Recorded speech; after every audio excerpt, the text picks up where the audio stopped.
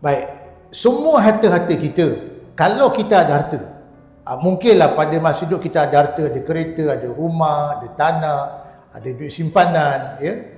Kalau harta-harta yang kita miliki pada masa kita hidup tu memang harta kita, rumah tu rumah kita, kereta tu kita punya, tanah tu kita punya, motor tu kita punya, duit tu kita punya. Tapi semua harta tu dah kita hibah kepada anak isteri kita, mungkin dah hibah kat anak kita, dah mungkin hibah kat isteri kita. Hibah tu maksud dah bagilah, dah hibah mungkin pada ayah kita, pada mak kita.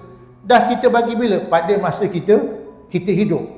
Jadi yang tuan-tuan kena faham ialah semua harta yang dah kita hibahkan atau dah kita beri kepada siapa-siapa pun, waris ke, bukan waris ke, kalau harta tu dah kita hibah pada masa kita hidup dan memang ada buktinya, ada yang dah siap tukar nama dah, tanah dah siap tukar nama, dah pindah milik, bukan sekadar hibah, dia dah siap tukar nama dah, rumah pun dah tukar nama tuan-tuan.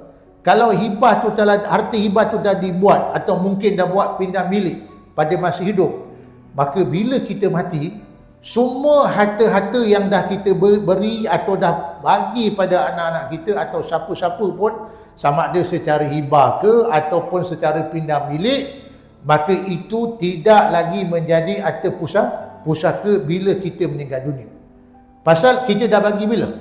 Kita dah bagi harta tu pada masa bila? Pada masa kita hidup, yang dipanggil hibah, atau mungkin dia buat secara pindah milik, ya, diisi borang 14 air. Itu semua tuan-tuan tidak lagi menjadi harta pusaka kalau berlaku kematian.